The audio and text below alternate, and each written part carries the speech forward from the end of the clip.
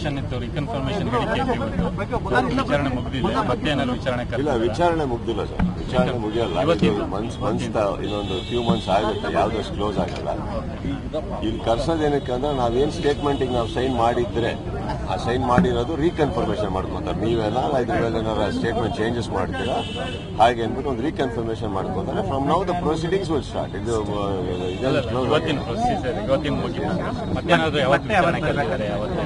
ಇಲ್ಲ, next date ಯಾವಾಗ ನೋಡ್ಕೊಂತಾರೆ. ನಾವು will give a power of attorney to my auditor and somebody to attend because shooting ಅಲ್ಲಿ ಇರ್ತೀವಿ ನಾವು.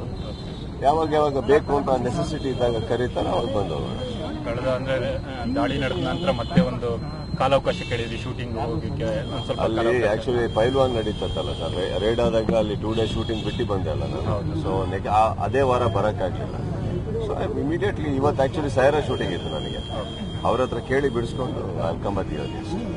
ಸರ್, ಮತ್ತೊಂದು ಇಷ್ಟು ನೀಟಾಗಿ ಹೇಳ್ತಾ ಇದ್ದೀರಾ, ಕನ್ನಡ ಚಿತ್ರರಂಗದ ಕೆಲವು ನಟರು ಮತ್ತೆ ಕೆಲವು ನಿರ್ಮಾಪಕರು ಎಲ್ಲರೂ ಬಂದಿದ್ದಾರೆ. ಬಟ್ IT ವಿಚಾರವಾಗಿ ಯಾಕೋ ನಟರು ಸರಿಯಾದ ಮಾಹಿತಿನ ಕೊಡ್ತಾ ಇಲ್ಲ. ಏನೋ ಒಂದು ಅಂದ್ರೆ ನಾವು ಯಾಕೆ ಹೇಳ್ಬೇಕು ಅನ್ನೋ ರೀತಿಯೇ ಮಾತಾಡ್ತಾ ಇದ್ದಾರೆ. ಬಟ್ ಸುದೀಪ್ ಅವರು ನೀಟಾಗಿ ಹೇಳಿ ಹೋಗ್ತಾ ಇದ್ದಾರೆ ಈಗ. ಬಟ್ ಕೆಲವರೆಲ್ಲ ಆಗ್ತಾ ಇಲ್ಲ. ಯಾಕೆ ಒಬ್ಬ ಹಿರಿಯ ನಟರಾಗಿ ಸೆಲೆಬ್ರಿಟಿನ ಅಂದಾಗ ಕೇಳೋದು ಸಹಜ ಕೇಳ್ತಾರೆ. ನಾನು ಹೇಳೋದೇ ಅನ್ನೋದ್ರೆ ಯಾವ ಪ್ರಶ್ನೆಯಲ್ಲಿ ತಪ್ಪಿಲ್ಲ, ಪ್ರಶ್ನೆ ಕೇಳೋದು ತಪ್ಪಲ್ಲ. ನನಗೇನಂತಂದ್ರೆ ಒಂದು ನನ್ನ ಪೋರ್ಷನ್ಸ್ ಏನಿದೆ, ನನ್ನ ಪರ್ಸೆಪ್ಷನ್ಸ್ ಏನಿದೆ, ಇದ್ರ ಬಗ್ಗೆ ನಾನು ಮಾತಾಡ್ಬೋಲ್ಲ. ಯಾರು ಏನ್ ಹೇಳಿದ್ರು, ಯಾಕೆ ಹೇಳಿದ್ರು, ಅವರೇ ಅದಕ್ಕೆ ಉತ್ತರಗಳು ಕೊಡೋಕೆ ಸಾಧ್ಯ ಆಗುತ್ತೆ. ಈಗ ನನ್ನ ಪರ ಅವ್ರು ಮಾತಾಡೋಕ್ಕಲ್ಲ, ಅವ್ರ ಪರ ನಾನು ಮಾತಾಡೋಕ್ಕಲ್ಲ. ಇವಾಗ ನನಗೆ ಅಲ್ಲಿ ಬಂದಾಗ ನನಗೆ ನನ್ನ ಮೈನ್ ಟೆನ್ಷನ್ ಇದ್ದಿದ್ದು ನನ್ನ ತಾಯಿ ಹೆಲ್ತ್ ಬಗ್ಗೆ. ಅದರಿಂದ ನಾನು 100% ಓಡ್ ಬಂದೆ. ಅಂಡ್ ಐ ಥಿಂಕ್ ಇವಾಗ ರೇಡ್ ಅಂತ ಆದಾಗ, ಅಥವಾ ನನ್ನ ರೇಡ್ ಅಲ್ಲ ಇದು, ಆಕ್ಚುಲಿ ಇನ್ಕಮ್ ಟ್ಯಾಕ್ಸ್ ಸರ್ಚ್ ಅಂತ ಹೇಳ್ತಾರೆ. ಇನ್ಕಮ್ ಟ್ಯಾಕ್ಸ್ ಸರ್ಚ್ ಏನಾಗಿರೋದು ಅಂತಂದ್ರೆ ಎಲ್ಲೋ ಒಂದ್ ಕಡೆ ಎಲ್ಲೋ ಡಿಸ್ಆರ್ಗನೈಸ್ಡ್ ಆಗಿ ಏನೋ ಆಗಿದೆ ಅಂತ ಗೊತ್ತಾದಾಗ ಮಾತ್ರ ಅವ್ರು ಬರ್ತಾರೆ. ಯಾವ ಫಂಕ್ಷನ್ ಕರೆಯೋಕ್ಕಲ್ಲ.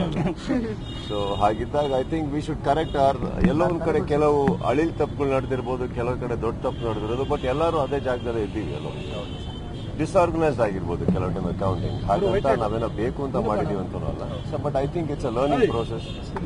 ಒಂದು ಏನಂತೀವಿ ನಾವು ಇವಾಗ ಒಂದು ಉದಾಹರಣೆ ಆಗ್ಬಿಟ್ರೆ ನಾವೇ ಎಲ್ಲರಿಗೂ ಐ ಥಿಂಕ್ ಇಟ್ಸ್ ಬೆಟರ್ ಅನ್ಸುತ್ತಲ್ಲ.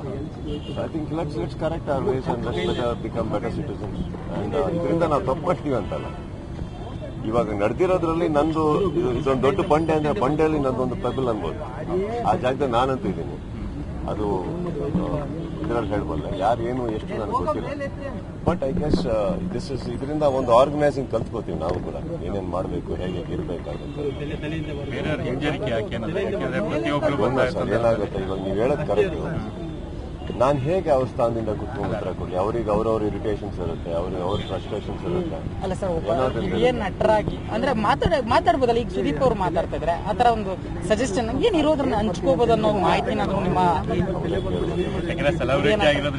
ಎಲ್ಲರೂ ಕೇಳೇ ಕೇಳ್ತಾರೆ. ಅಭಿಮಾನಿಗಳು ವಿಚಾರಣೆ ಬಂದಿದ್ದೀರಿ, ಈಗ ಒಂದ್ ಸ್ವಲ್ಪ ಹಂಗೆ ತಪ್ಪಿಸ್ಕೊಂಡು ಹೋದ್ರೆ ಬೇರೆ ರೀತಿ ಸಂದೇಶ ಹೋಗುವಂತದ್ದೆಲ್ಲ ಇರುತ್ತೆ. 100% ನಾನು ಹೇಳೋದು ಅದಕ್ಕಂತಲ್ಲ. ಬಟ್ ಇದು ಅವರೇ ತಾನೇ ಹೇಳ್ಬೇಕು. ಇದು ನಾನು ಕೇಳ್ತಾ ಕುತ್ಕೊಂಡ್ರೆ ಇದು ಯಾವ್ದ್ರಿಂದನೂ ಮುಜುಗರ ಆಗ್ಲಿ, ಕಾಂಟ್ರವರ್ಸಿ ಆಗ್ಲಿ ಅಂತ ಅವಾಯ್ಡ್ ಮಾಡೋದಕ್ಕಲ್ಲ. ಪ್ರತಿಯೊಬ್ಬರು ನಾವು ನಮ್ಮ ಜೀವನದ ಜವಾಬ್ದಾರಿ ತಗೊಳ್ಳೋಣ. ನನಗೆ ಬೇರೆಯವ್ರ ಜೀವನ ಜವಾಬ್ದಾರಿ ತಗೊಳೋದು ಬೇಡ, ಅವ್ರು ನನ್ನ ಜೀವನ ಜವಾಬ್ದಾರಿ ತಗೊಳೋದು ಬೇಡ. ನಾನು ಕ್ಲಿಯರ್ ಆಗಿದ್ದೀನಿ, ನಾನು ಮಾತಾಡ್ತೀನಿ. ಎಲ್ಲರೂ ಅವ್ರವ್ರು ಕ್ಲಿಯರ್ ಆಗಿರ್ಬೇಕು, ಮಾತಾಡ್ಬೇಕು. ಬಟ್ ನಾವು ಇನ್ನೊಬ್ಬರ ಪರ ಹೇಳೋದು ಅಥವಾ ಅವ್ರು ಹಿಂಗ್ ಮಾಡಿದ್ರು ಅಂದ ತಕ್ಷಣ ನಾವು ಅದು ಅವ್ರು ಮಾಡಿದ ತಪ್ಪು, ನಾವು ಮಾಡಿದ ಸರಿ ಅನ್ನೋದು ತಪ್ಪಾಗ್ತದೆ.